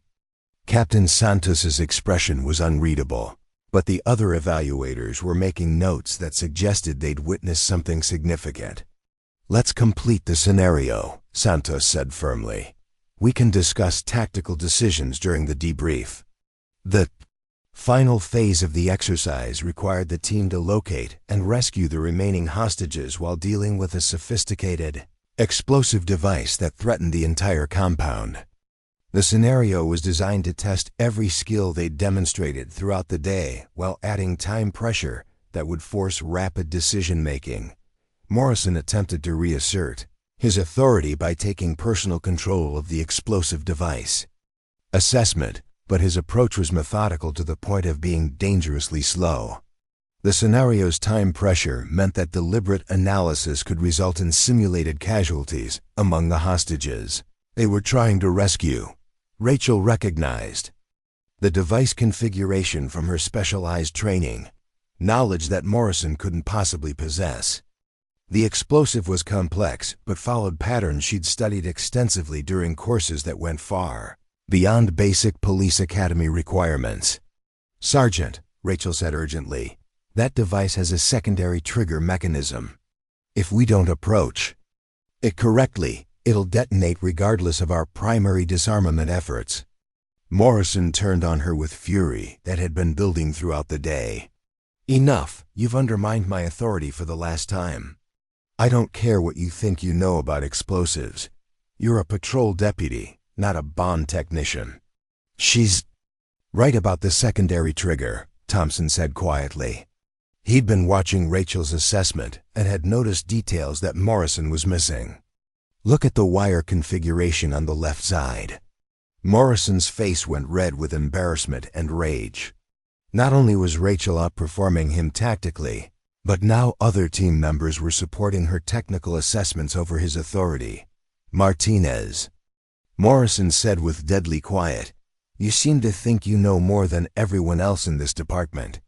If you're such an expert, why don't you prove it? Disarm the device yourself." The challenge was meant to expose Rachel's limitations and restore Morrison's authority.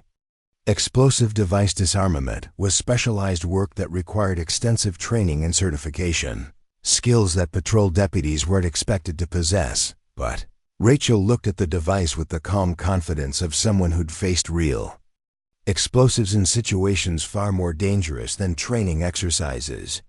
Her specialized background included courses that Morrison couldn't imagine, training that she'd kept hidden to avoid exactly the kind of scrutiny she was now facing. "Are you ordering me to disarm the device?" Rachel asked, her voice steady despite the magnitude of what Morrison was demanding. "I'm giving you the opportunity to prove your expertise," Morrison replied with a smile that suggested he was certain she would fail. "Unless you want to admit that you've been talking above your competence level." Captain Santos stepped forward, recognizing that the situation had moved beyond training evaluation into something more dangerous. "Sergeant Morrison, device disarmament isn't part of this scenario's requirements." "No, Captain," Rachel interrupted, her voice carrying a new note of authority that surprised everyone present. "I'll disarm the device." What happened next would be talked about in the department for years to come. Rachel approached the simulated explosive with movements that revealed extensive specialized training. Her assessment was rapid but thorough, her technique precise and confident. She worked with the calm focus of someone who disarmed real devices under actual combat conditions, her hands steady and her decision-making crisp. The device was complex, but Rachel's expertise was more than adequate to handle its challenges. When the device was successfully disarmed, the silence in the compound was deafening. Morrison stared at Rachel with an expression that mixed disbelief with the dawning realization that he'd been completely wrong about her capabilities. "Device neutralized," Rachel reported calmly. "Area secure for hostage extraction." Captain Santos was the first to speak. "Martinez, where did you learn explosive device disarmament?" Rachel straightened to attention, recognizing that the moment for complete honesty had arrived. "Ma'am, I completed advanced tactical training with the Army Corps of Engineers before joining the Sheriff's Department. I'm certified in explosive ordnance disposal, advanced firearms tactics, and close-quarters combat." The revelation hit the evaluation team like a physical force. Rachel wasn't just a competent patrol deputy. She was a highly trained specialist who'd been working far below her capabilities while enduring months of discrimination and professional undermining. Morrison's face had gone pale as he realized the full scope of his mistakes. He'd spent months treating a highly trained tactical expert like an inexperienced rookie, and he'd done it in front of witnesses who would remember his poor judgment for the rest of his career. "Why didn't you mention this background during your hiring process?" Santos asked. Rachel's answer was simple and devastating. "I wanted to be evaluated based on my police academy performance and potential contributions to the department, not on assumptions about my military background. I thought proving myself through regular patrol work would be more valuable than relying on prior credentials." The implications were clear to everyone present. Rachel had intentionally hidden her advanced capabilities to avoid preferential treatment, while Morrison had assumed she was incompetent based on his own prejudices. The training exercise was officially over, but the real consequences were just beginning. Rachel had finally revealed the warrior her grandmother had trained her to be, and there would be no going back to the careful anonymity she'd maintained for months. Morrison's career had probably ended the moment he'd challenged her to disarm the explosive device. Captain Santos was already making notes that would reshape how the department evaluated and deployed its personnel. But most importantly, Rachel had proven that competence and courage couldn't be hidden forever. The tattoo on her back, the artwork that told the story of her heritage and training, was still concealed beneath her uniform. But the strength it represented was now visible to everyone who mattered. The reckoning was complete, and the balance of power had shifted permanently. The debrief room fell silent as Captain Santos closed the evaluation folder that would reshape multiple careers within the Riverside County Sheriff's Department. The fluorescent lights hummed overhead while 8 senior officials processed what they'd witnessed during the training exercise, their expressions ranging from amazement to uncomfortable recognition of institutional failures. Rachel sat at attention in her chair, still wearing her training gear, but no longer trying to minimize her presence. The careful invisibility she'd maintained for months had been shattered beyond repair, and everyone in the room was seeing her with completely different eyes. Morrison slouched in his chair, his face ashen as he contemplated the professional disaster he'd created for himself. Thompson and Davis flanked Rachel, their body language showing newfound respect mixed with bewilderment about how thoroughly they'd misjudged their colleagues' capabilities. "Before we discuss today's events," Captain Santos began, "I need to understand something, Martinez. Your personnel file shows standard police academy training with excellent scores, but no mention of military service or specialized tactical training. Why was this information omitted?" Rachel had anticipated this question and had spent the drive back to headquarters preparing her response. The truth was complex, involving decisions made by both herself and the department's hiring personnel. But it was time for complete transparency. "Ma'am, my military service and specialized training were included in my original application materials," Rachel replied. "During the interview process, I was advised that emphasizing my military background might create expectations that could interfere with my integration into regular patrol duties." The implications of her statement hit the room like a physical force. Someone in the hiring process had recommended that Rachel downplay qualifications that far exceeded the department's minimum requirements, effectively ensuring that her capabilities would remain hidden. Lieutenant Colonel James Martinez, no relation to Rachel, despite the shared surname, leaned forward in his chair. As the department's liaison to military recruitment programs, he'd been conspicuously absent from Rachel's hiring process despite his role in evaluating candidates with service backgrounds. "Captain Santos," Martinez said carefully, "I was never consulted about Deputy Martinez's application. If I had been, her EOD certification and advanced tactical training would have been flagged for immediate consideration for specialized assignments." The revelation created an uncomfortable silence as the implications became clear. Rachel hadn't just been overlooked for advanced assignments. She'd been actively steered away from them by people who either didn't understand her qualifications or didn't want to acknowledge them. Sergeant Hayes, who'd supervised Rachel's early assignments, cleared his throat. "If I'd known about her background, I would never have limited her to routine patrol duties. We've been underutilizing a specialist-level officer while struggling to fill positions that require exactly her skill set." Morrison finally spoke, his voice hollow with the recognition of his career's destruction. I had no idea. Her file showed standard academy training. If someone had told me she was EOD qualified, I would have approached things differently." The statement was both an admission of ignorance and an attempt to shift blame, but Captain Santos wasn't accepting either excuse. "Sergeant Morrison, Santos said with icy precision, Deputy Martinez's qualifications are irrelevant to your conduct during today's exercise. Regardless of her background, your leadership was tactically unsound. Your treatment of team members was unprofessional, and your decision-making endangered simulated lives." Morrison's attempt to deflect responsibility had backfired, highlighting his professional failures rather than mitigating them.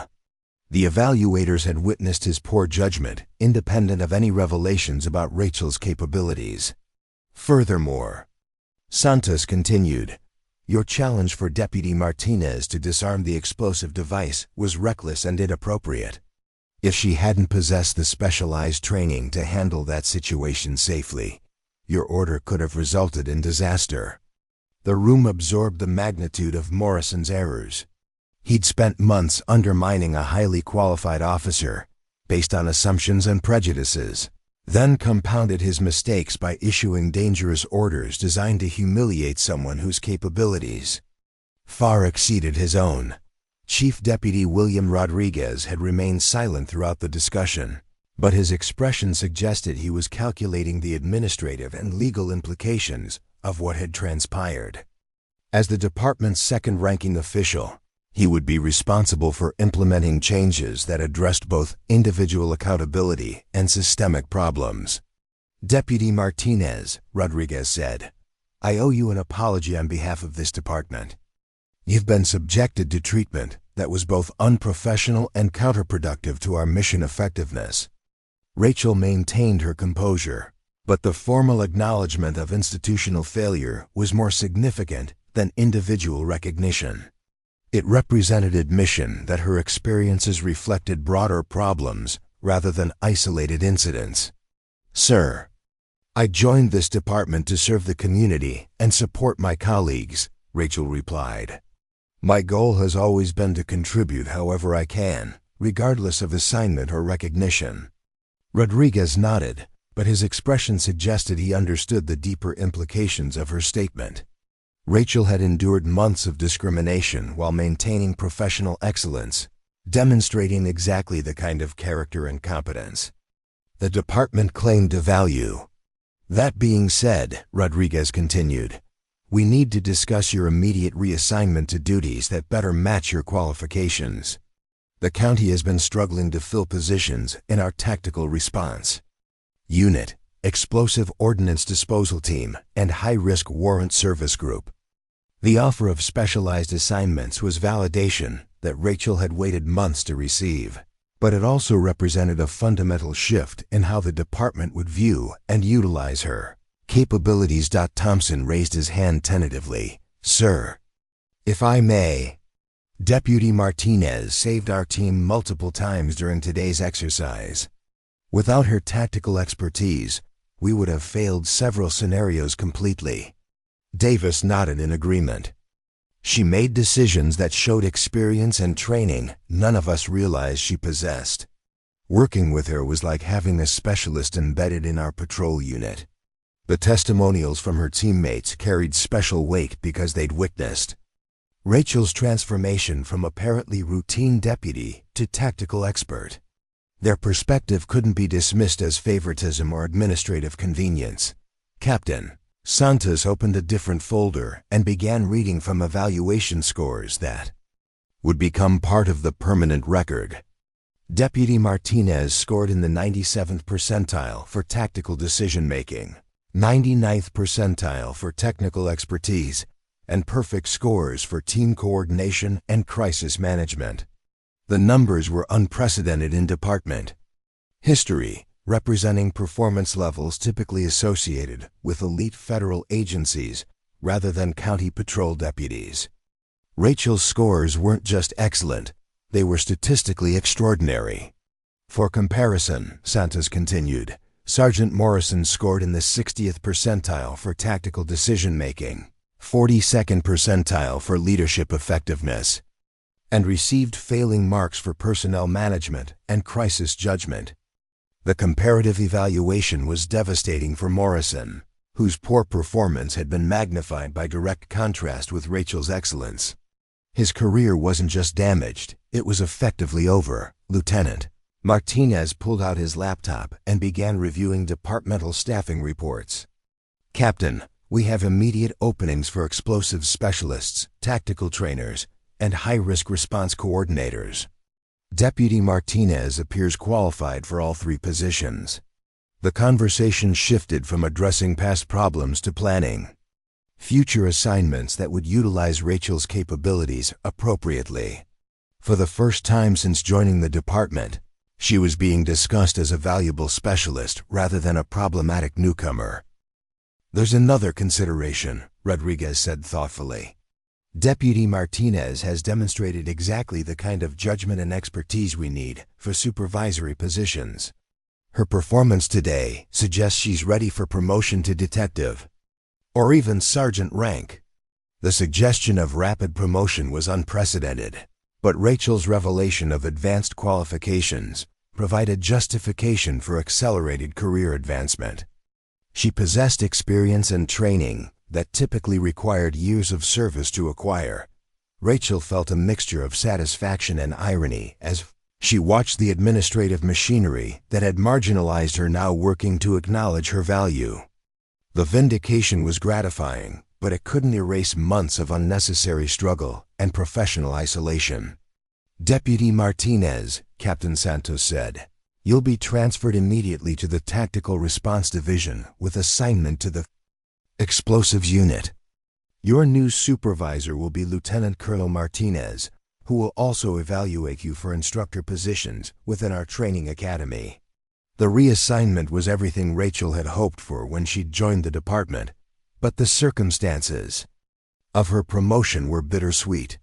She'd been forced to reveal capabilities she'd preferred to develop, gradually while proving herself through routine police work. Morrison's departure from the debrief room was handled with the kind of administrative efficiency reserved for career-ending events. He would face disciplinary proceedings, possible demotion, and mandatory retraining if he wanted to continue in law enforcement. Sergeant Morrison, Rodriguez said with finality, You're suspended pending investigation of your conduct during today's exercise. Your access to department facilities and authority over personnel are revoked immediately. The bureaucratic language couldn't disguise the magnitude of Morrison's fall. His poor judgment had destroyed his career, while inadvertently revealing institutional problems that would require systemic changes to address. As the meeting concluded, Rachel found herself surrounded by colleagues who were seeing her with completely different eyes.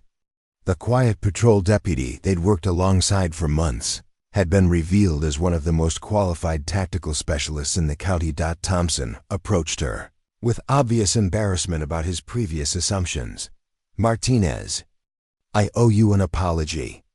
I had no idea about your background, and I should have recognized your competence regardless of what I knew about your training."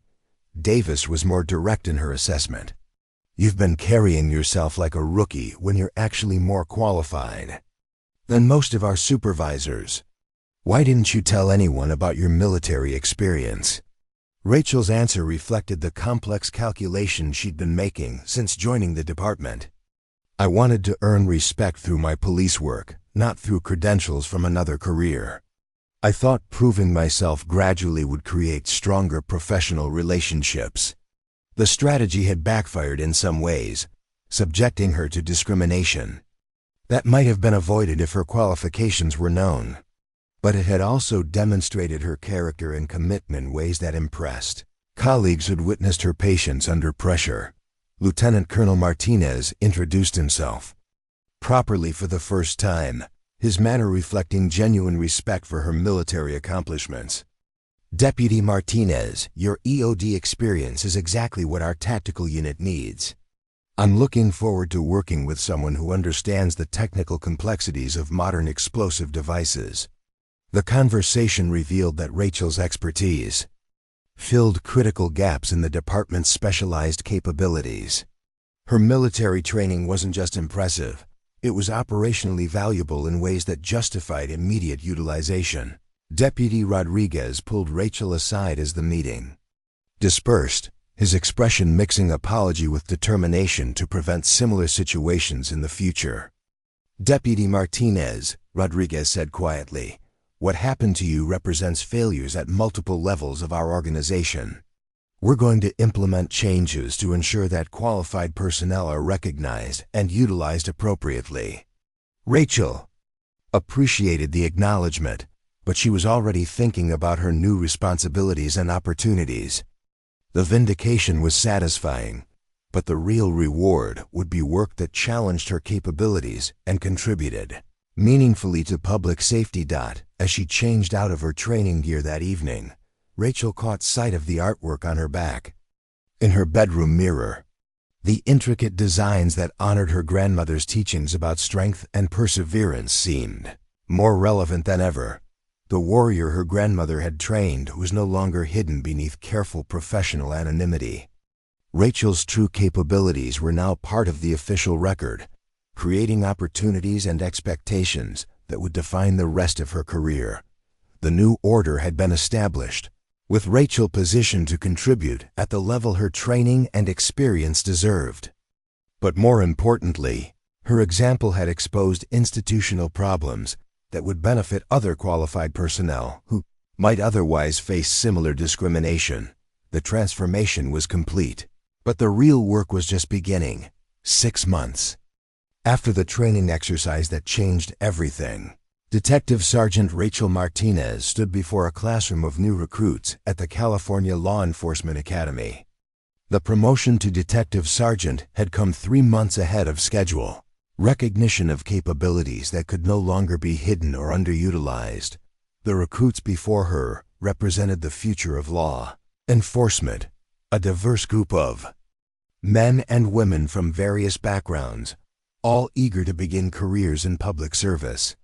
Among them sat Jennifer Chun, a former Army medic whose application had been fast-tracked through the new military specialist recruitment program that Rachel had helped design. Today we're discussing tactical decision-making under pressure. Rachel began, her voice carrying the quiet authority that had replaced her earlier careful anonymity. The scenarios you'll face in the field rarely match textbook examples, and your survival may depend on adapting quickly to unexpected circumstances. Transformation in Rachel's professional life had been dramatic but carefully managed. Her new position as head of the Tactical Training Division allowed her to share expertise while implementing changes that would benefit future generations of officers. The department that had once marginalized her was now showcasing her success as evidence of their commitment to excellence. But the changes extended far beyond Rachel's individual career advancement. The investigation triggered by Morrison's conduct had revealed systemic problems that required comprehensive reform. Chief Deputy Rodriguez had implemented new policies for evaluating personnel qualifications, addressing workplace discrimination, and utilizing specialized skills, regardless of an officer's background or appearance. Morrison himself had faced the consequences of his poor judgment through a process that was both thorough and fair. After a formal investigation that confirmed multiple instances of discriminatory conduct and tactical incompetence, he'd been demoted to patrol deputy and required to complete remedial training in leadership, cultural sensitivity, and modern policing practices. The demotion had been professionally devastating but not career-ending. Morrison was completing his retraining with apparent sincerity, though his interactions with Rachel remained limited to official business conducted with careful professionalism. Sergeant Martinez, one of the recruits, asked, "How do you know when to follow orders versus when to take initiative that might contradict instructions?" The question struck at the heart of Rachel's own journey from hidden specialist to acknowledged expert. Her answer would influence how these future officers approached similar situations in their own careers. "That's one of the most complex decisions you'll face," Rachel replied. "Your training will give you frameworks for making those judgments. But ultimately you have to balance obedience to authority with your responsibility to protect lives and accomplish the mission." She paused, thinking about her own experience watching Morrison's tactical failures while being ordered to remain passive. Sometimes following bad orders causes more damage than respectfully challenging them, but you need to be absolutely certain about your assessment and prepared to accept responsibility for your decisions. The discussion that followed was rich with real-world examples and hypothetical scenarios that tested the recruits' understanding of leadership, judgment, and moral courage. Rachel found teaching to be deeply satisfying, knowing that her lessons might prevent future officers from facing the same institutional barriers she'd encountered. After class, Jennifer Chun approached with questions that went beyond the curriculum. As a former military specialist joining law enforcement, Chun was following a path similar to Rachel's but with the benefit of new programs designed to recognize and utilize advanced qualifications from the beginning. "Ma'am, I've heard about what happened during your training exercise," Chun said. "I'm curious about how you balanced maintaining your military skills while adapting to civilian law enforcement culture." Rachel appreciated the directness of the question. Chun was asking about challenges that were specific to veterans transitioning into police work, issues that hadn't been adequately addressed when Rachel had made the same transition. "The skills transfer better than people expect," Rachel replied. "Combat experience teaches you to make decisions under pressure, and technical training provides capabilities that are directly applicable to police work. The challenge is finding colleagues and supervisors who understand the value of that background." They walked together toward the parking garage while discussing the integration challenges that military veterans faced in civilian law enforcement. Rachel's experience had led to policy changes, but cultural adaptation remained an ongoing process that required attention from both veterans and their new colleagues. The department has created a mentor program that pairs military specialists with experienced officers who understand how to utilize their skills effectively, Rachel explained. "You'll be assigned to Lieutenant Colonel Martinez, who has extensive experience integrating veterans into specialized units." The program was one of several innovations that had emerged from the institutional review triggered by Rachel's case. The department was actively recruiting military specialists while ensuring they would be properly evaluated and utilized rather than marginalized or underutilized. As they reached their vehicles, Sean asked the question that Rachel had been expecting. "Ma'am, do you ever regret not revealing your qualifications earlier? Would things have been easier if you'd been more upfront about your military background?" Rachel had wrestled with that question for months, analyzing decisions that had shaped her early career while considering how different approaches might have produced better outcomes. "I'm not sure easier would have been better," Rachel replied thoughtfully. "The challenges I faced forced me to develop patience, diplomatic skills, and the ability to work with people who had different perspectives about my capabilities. Those are valuable leadership qualities that I might not have developed otherwise." The conversation continued as they prepared to leave, touching on career development, institutional change, and the ongoing evolution of law enforcement culture. Rachel found mentoring to be one of the most rewarding aspects of her new position, helping younger officers navigate challenges while contributing to positive institutional change. That evening, Rachel attended a community meeting in the East Side district where she'd once patrolled with Deputy Patterson. The meeting was part of a new community policing initiative that emphasized relationship building and problem solving, rather than purely enforcement-focused approaches. Patterson had been promoted to sergeant and was leading the community policing program with the same competence and insight she demonstrated during their domestic violence calls. The veteran officer had become an ally and mentor, helping Rachel understand the political dynamics of police work while supporting her advancement into leadership positions.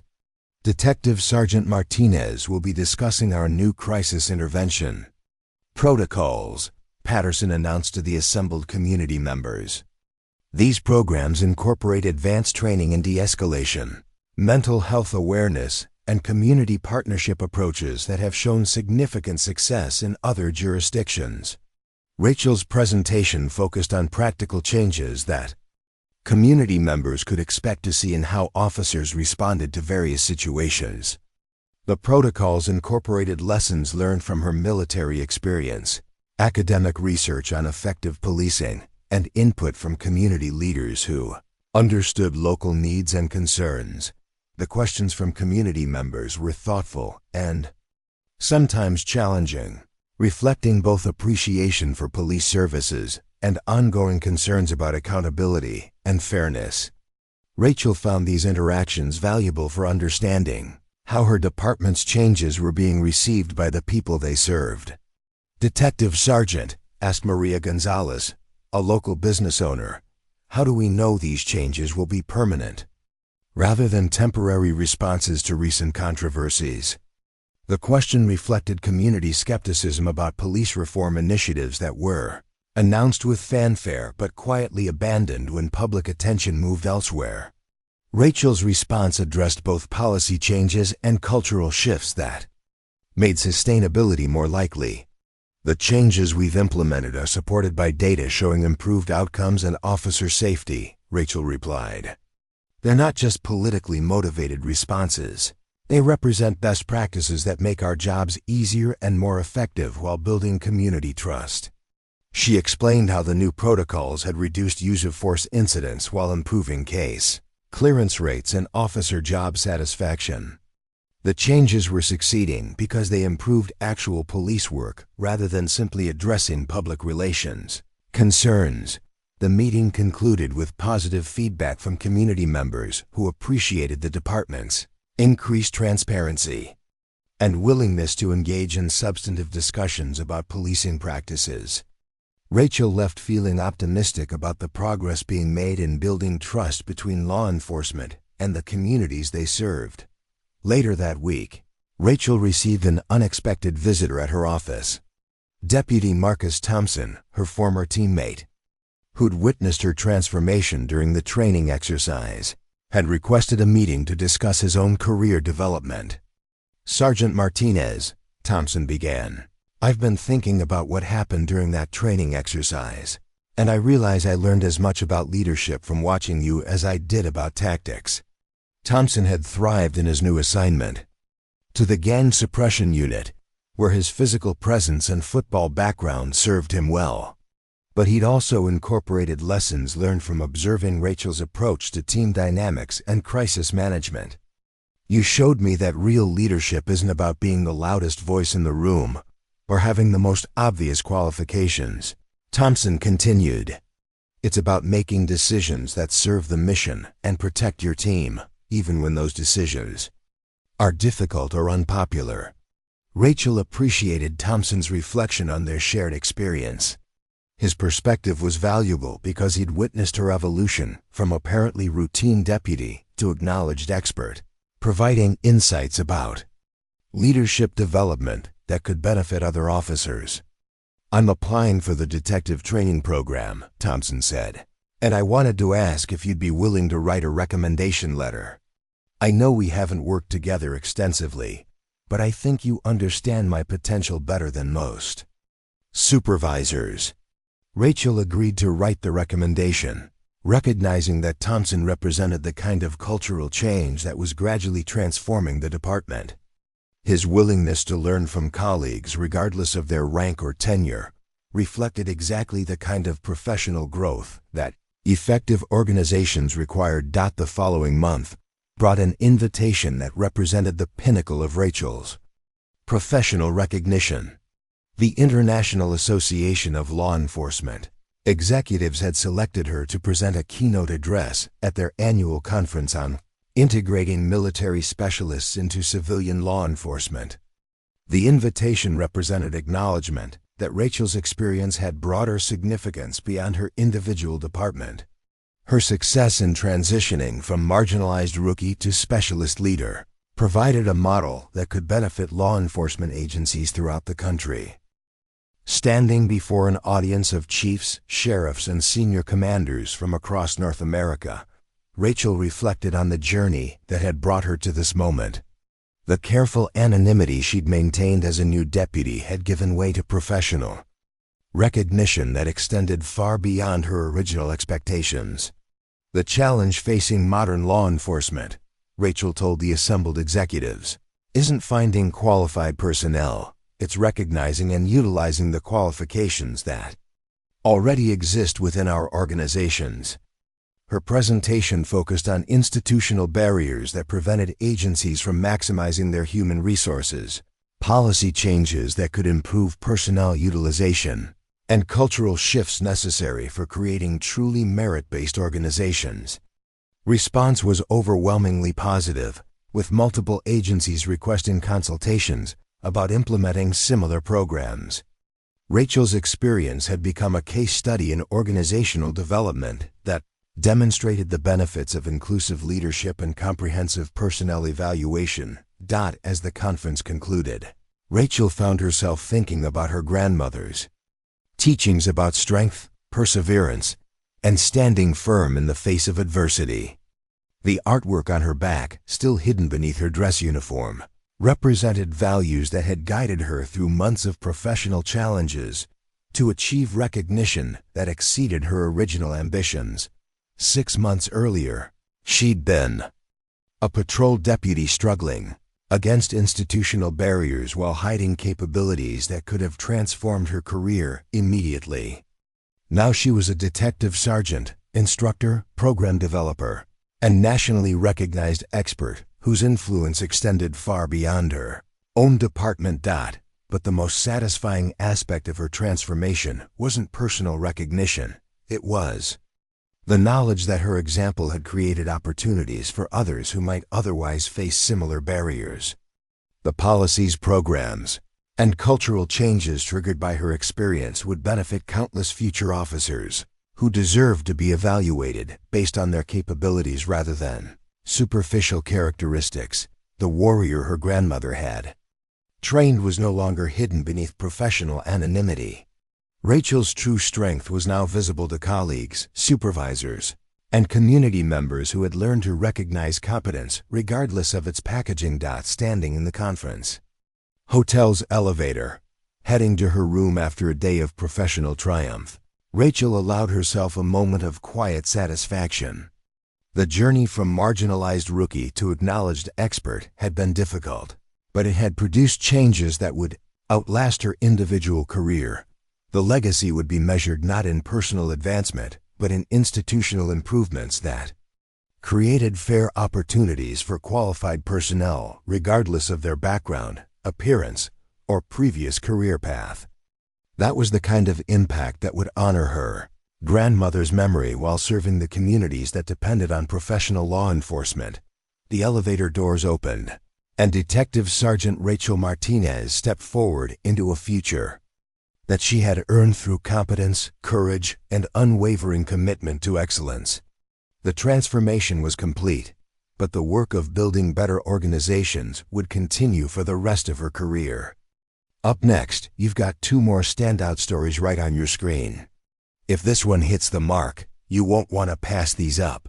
Just click and check them out. And don't forget to subscribe and turn on the notification bell so you don't miss any upload from us.